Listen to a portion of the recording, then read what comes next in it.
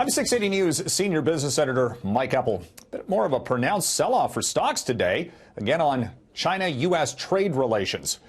At the end of this week, we could see some significant export tariffs slapped on China by the U.S. That's something that U.S. President Donald Trump has been threatening on the what he calls slow pace of the negotiations. Thursday, however, we'll have the top trade official from China in Washington, maybe to get closer to a deal.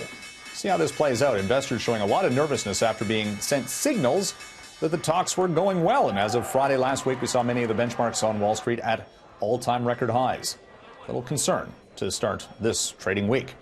One of the big decliners today was Boeing. Got a downgrade by Barclays. Analysts there are worried that even when the 737 MAX jets get recertified and are back in airlines' flight schedules, will passengers balk at flying on those planes? And what does this mean for Boeing's order book?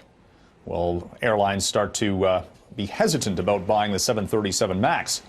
Boeing share price down by as much as 3% today.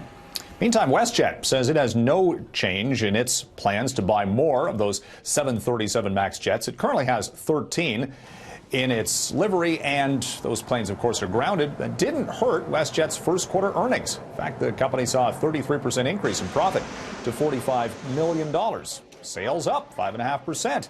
Percentage of seats filled on all of the flights that WestJet had in the first 3 months of this year, 85% of the planes were filled. And the company says it will adjust to using other planes as the 737 MAX remains grounded.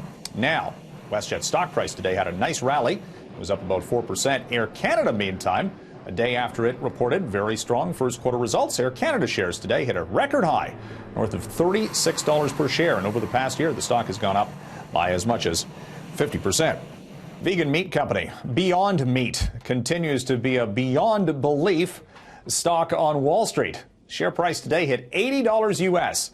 It was on May 1st. It debuted at $25, so about a 200% increase over a very short time frame. The company's market value now at $5 billion U.S. as investors seem to think this is the next thing, big thing for the fast food industry, as many companies have signed up for Beyond Meat supply. And finally starting to see a break at the gas pumps. Price overnight expected to drop 2 cents per liter, down to an average of about $1.28. Now, over the past 2 weeks, the price for oil has dropped about 10%. As U.S. oil supply has never been higher, production on a daily basis hitting records, price for oil cooling off, and it takes a long time for those prices at the gas pumps to come down. From the 680 newsroom, I'm Mike Eppel for City News.